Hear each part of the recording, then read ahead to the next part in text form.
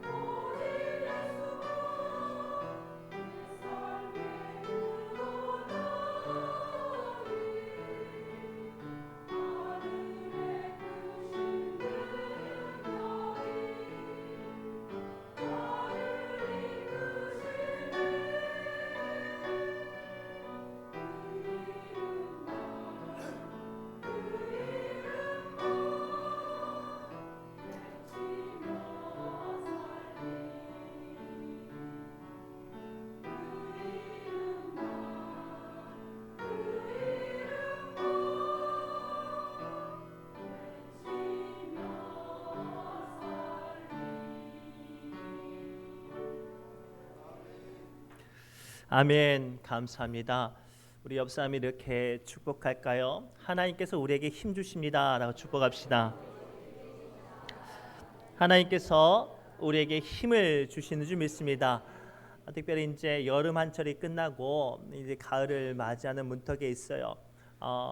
슬슬 우리의 삶의 크고 작은 일들 가운데 한 해를 정리하는 이때쯤 혹 지치거나 또 원치 않은 일들로 마음이 어렵거나 또 육신의 약함이 계시다면 오늘 또 한결같이 우리에게 힘을 주시는 하나님을 의지하시기 바랍니다.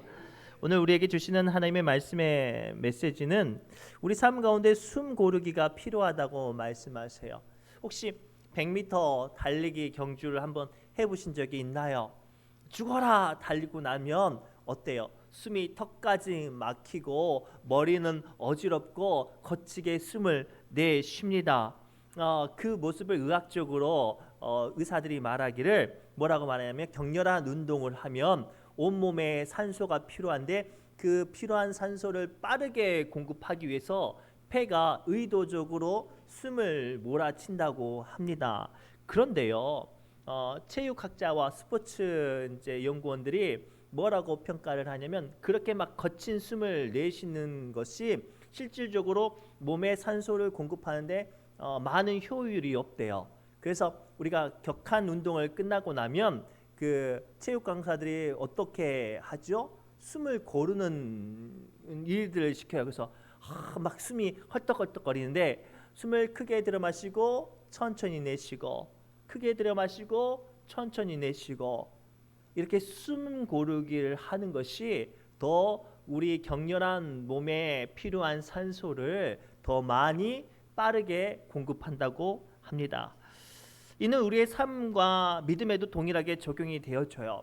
요즘 참 바빠요. 정신없이 몰아치는 바쁨과 또 원치 않은 일들로 낙심당하는 아픔과 고통 가운데 우리의 마음과 몸이 피곤해서 우리가 어느 곳 하나 신경 쓰기 어려운 이런 때죠. 또 명절이 코앞에 와가지고 더 바쁘시죠. 그러나 이 순간에 그렇게 몸과 마음이 바쁘고 또 지쳐갈 때 필요한 게 무엇이냐면 우리는 영적인 숨 고르기가 필요한 줄 믿습니다.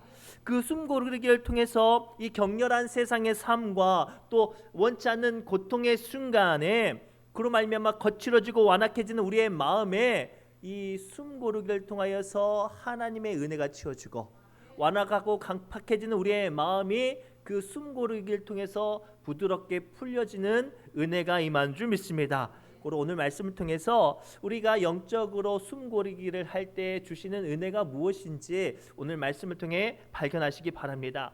오늘 말씀을 통해 첫째, 주님은 우리의 인생이 잘 되고 형통할 때 그때는 은혜로 기뻐하고 감사함으로 숨 고르기가 필요하다고 말씀하세요. 우리 1절 말씀 함께 읽겠습니다. 14절 말씀 함께 읽겠습니다. 시작. 형통한 날에는 기뻐하고 공고한 날에는 되돌아보라. 이 두 가지를 하나님이 병행하게 하사 사람이 그의 장래 일을 능히 헤아려 알지 못하게 하셨느니라. 아멘. 오늘 말씀을 통해서 하나님은 우리에게 가장 먼저 뭐를 요구하고 계시냐면 삶이 잘 풀리면 기뻐하라고 말씀하세요. 당연히 우리는 우리의 삶이 잘 풀리면 기뻐합니다. 그러나 오늘 말씀에 기뻐하라는 메시지는 우리의 감정에 따라 기뻐하라는 게 아니에요. 하나님의 주시는 마음과 하나님께서 함께 하시는 은혜 안에서 기뻐하라는 거죠. 그게 뭘까요? 감사예요. 우리의 삶에 주시는 모든 것들의 기뻐함의 시작은 누가 주시냐면 하나님께서 주셔요. 예를 들어 설명하겠습니다. 남들은 다른 동네 사람들은 신일면에 소금값이 좋아서 아주 살판 났겠다고 말을 해요.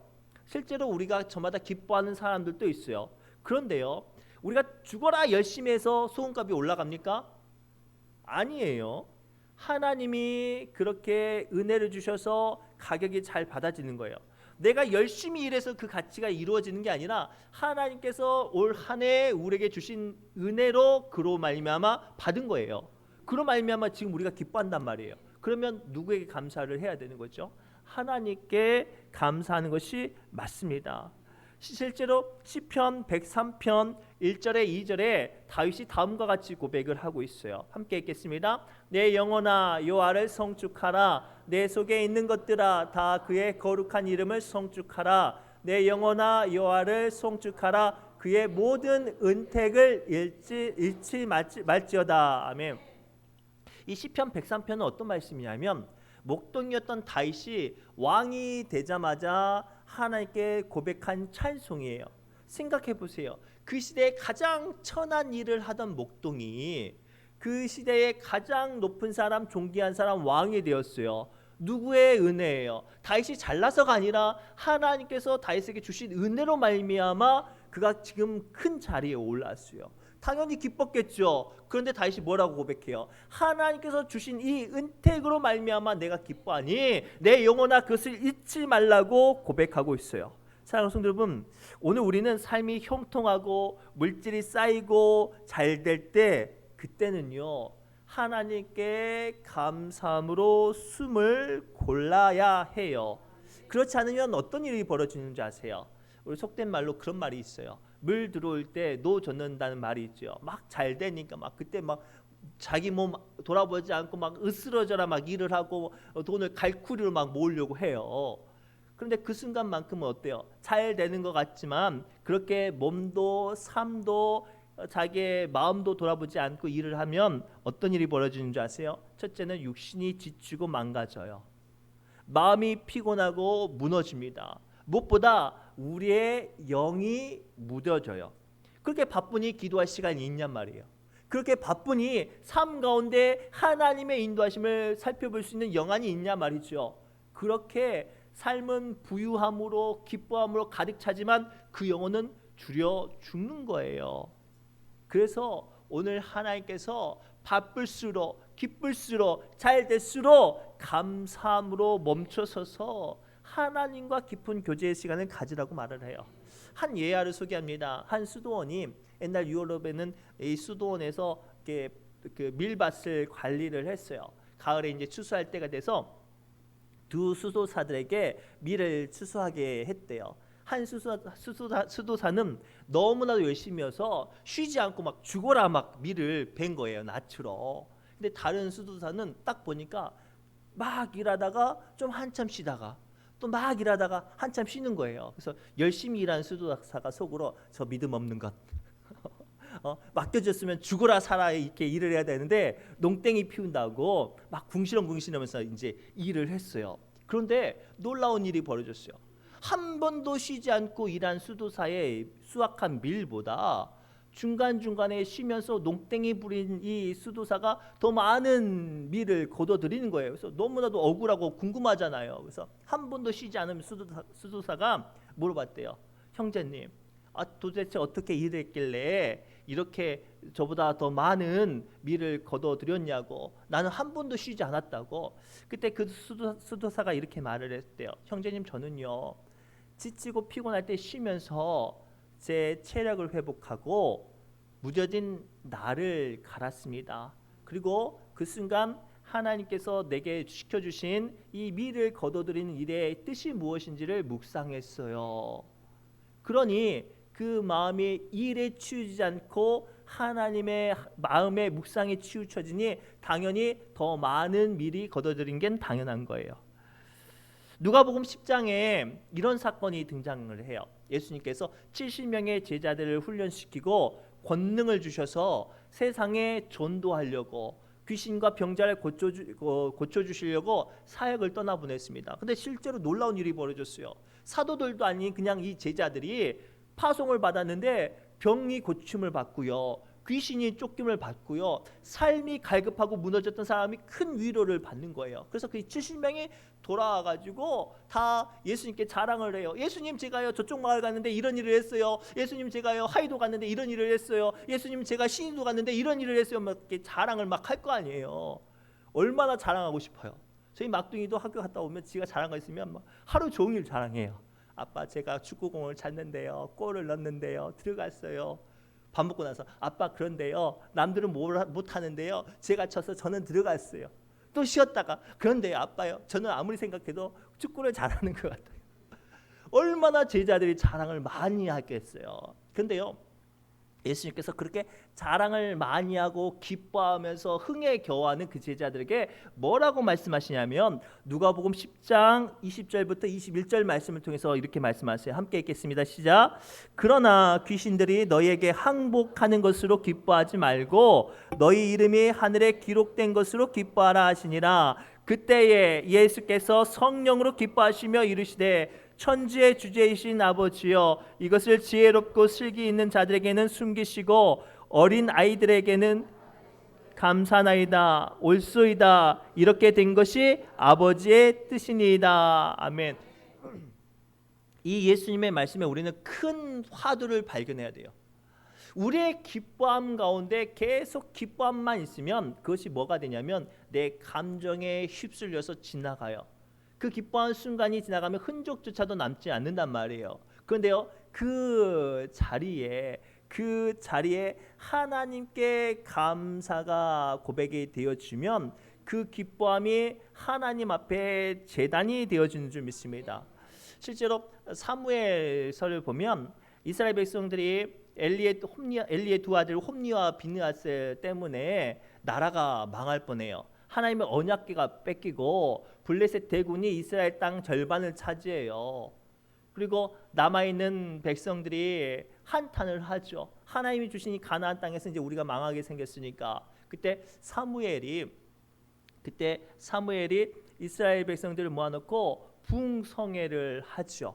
그리고 하나님께서 그 부흥성회를 이제 열게 하셨을 때 블레셋 대군이 다시 쳐들어와요. 왜냐하면 이렇게 예배를 하고 있을 때 한순간에 몰아치면 이제 이스라엘 백성들이 완전히 멸절시킬 수 있으니까 이 이스라엘 백성들이 이제 생각을 해보십시오. 이미 큰 참패를 하고 남아있는 사람들은 다 패잔병인데 무슨 힘이 있겠어요. 그런데 하나님께 예배드렸던 그 믿음을 가지고 전쟁에 나가요.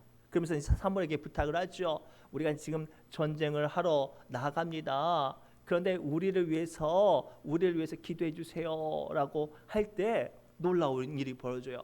그 패잔병이 승전 국가였던 블레셋 사람들 딱 만나는데 치고 들어가는 거예요. 얼마나 밀어붙이는지 이 블레셋 사람들의 대도시 중에 하나인 그 성을 함락시킬 정도로 사무엘이 살아있는 동안에 블레셋 사람들이 그 이스라엘 땅을 쳐다보지도 못하는 지경까지 하나님께서 이기게 하셨어요. 사랑하는 성도 여러분, 이거예요.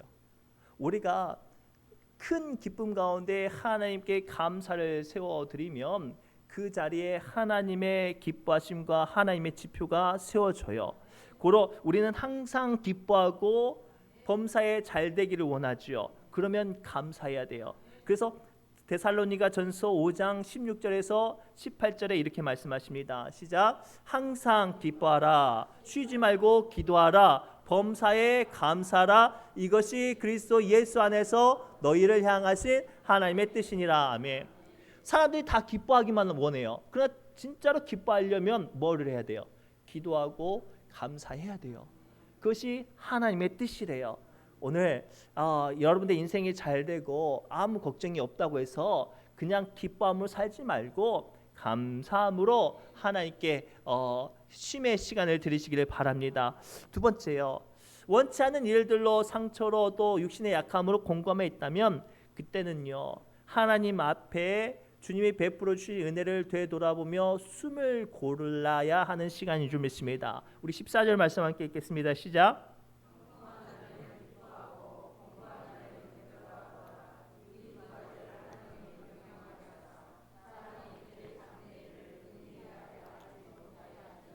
아멘. 오늘 하나님께서 우리에게 뭐라고 말씀하시냐면 공고한 날, 피곤하고 지치고 무너지는 그때에 그냥 무너지지 말고 하나님께서 우리에게 베풀어 주신 것을 되돌아보라. 영적인 호흡을 가다듬으라고 말씀하세요. 그래야 그 삶 가운데, 그 고통 가운데 하나님의 손길이 임할 수 있어요. 제가 이제 어깨가 좀 고질적인 이제 질병이 있어서 한의원에 가서 이제 경락 치료를 받은 적이 있어요. 혹시 경락 치료를 받아보신 적 있나요? 진짜로 정말로 아파요. 그 어떻게 말로 표현할 수 없을 만큼 아파요. 그냥 발로 밟는 수준이 아니라 이렇게 뾰족한 나무로 뭉친 근육을 막 억지로 막 푸는 거예요. 그거 받으면요, 아무리 그 건강한 남자도 아이고 아이고 소리가 절로 나와요. 근데 제가 이제 경락 치료를 받는데 너무 아파가지고 눈물이 찔끔이 나면서 아이고 아이고 하면서 끙끙 앓았어요. 그랬더니 온 몸이 이제 힘이 들어가잖아요. 근데 그때 그 한의사분이 그 말씀을 하셨어요. 선생님, 아프다고 해서 몸에 힘을 주시면 안 돼요. 왜냐하면 그렇게 몸에 힘을 주시면 근육이 풀어지는 게 아니라 더 뭉칠 뿐만 아니라 치료를 받는 이 경락 치료가 그렇게 온 몸에 힘을 주고 나면 치료를 받았음에도 불구하고 그날 뭐가 걸리냐면 몸살이 걸린대요. 그러면서 뭐라고 말씀하시냐면 아프면 아플수록 숨을 길게 내쉬래요. 그래야 그 고통을 이길 수 있게끔 온몸에 뭉쳤던 근육이 풀어진대요. 그리고 그 풀어지는 통에 만져지는 경락 치료가 가장 몸에 깊숙이 있는 뭉쳐졌던 어혈과 근육을 풀어준대요. 잘 들으세요. 아프다고 몸에 힘주지 말고면 뭐가 찾아온다고요? 몸살이 찾아와요. 이것은 우리의 삶에도 동일해요. 삶의 고통과 아픔이 찾아올수록 우리는 마음이 더 어떻게 되는 줄 아세요? 완악해져요. 강팍해져요. 삶이 힘들고 지치고 피곤하고 육신이 연약해지는데 그때 하나님을 향한 숨고르기가 없으면 그 마음에 은혜가 필요한데 하나님을 향한 숨고르기가 없으면 그 마음이 거칠어지고 완악해지고 난폭해져요. 그래서 어떻게 되냐면 문제가 풀려지는 게 아니라 더 문제가 꼬이고 더 마음이 무너지고 더 삶이 힘들어지는 거예요. 근래 원치 않는 일들로 몸과 마음이 약해 있는 성도님들 봅니다. 원치 않는 질병으로 육신의 약함으로 또는 사탄의 공격으로 마음의 공감을 당하는 우리 성도님들 볼 때마다 저는 그런 마음이 들어요. 아, 얼마나 마음이 아플까. 제가 언제 오늘 그 아동부 예배 설교를 하고 있는데 어떤 권사님한테 전화가 왔어요. 그때 제가 무슨 생각 나는 줄 아세요? 이분의 전화가 어떤 용무 때문에 아니라 혹시 우리 교회에 누가 안 좋은 일이 있을까봐 어떤 분이 어떤 상처받고 더 어려운 일이 있어서 전화한 게 아닐까 마음이 긴장이 되더라고요. 근데 나중에 통화해 보니까 이제 그런 일들이 아니라 어떤 다른 일들로 인한 줄 알고 이제 마음이 풀려졌는데 우리가 기억해야 돼요. 원치 않는 일들과 힘든 일들과 실족당하는 일들과 상처받은 일일수록 우리의 본성은 날카로워져요. 분명히 은혜가 필요한 그때인데도 불구하고 오히려 우리는 하나님의 은혜를 구하기보다 마음이 완악해지고 강팍해진단 말이에요. 그때 그래서 우리는 하나님을 찾는 숨고르기가 필요해요. 그 숨고르기를 통해 하나님께서 회복하시는 손길과 하나님께서 지키시는 은혜가 임하는 줄 믿습니다. 창세기 35장에 어떤 사건이 등장하냐면 하나님의 은혜로 야곱이 야본 강가를 건너서 마침내 가나안 땅에 들어와요. 그토록 바라던 아버지 땅에 정착하고 살려고 하는데 큰 어려움이 당하죠. 자기 아들 중에 레이와 시므온이라는 진짜로 혈기가 가득한 두 아들이 큰 사고를 쳐요. 얼마나 큰 사고를 치냐면 세겜이라는 큰 대도시의 남자들을 다 몰살시켜요. 그 지역만이 아니라 가나안 땅 모든 지역이 난리가 났어요. 생각해 보세요. 이방 사람들이 와서 한 도시의 남자들을 다 몰살시키니까 온 가나안 사람들이 똘똘 뭉쳐가지고 누구를 공격하겠어요? 야곱의 집안을 공격하려고 해요.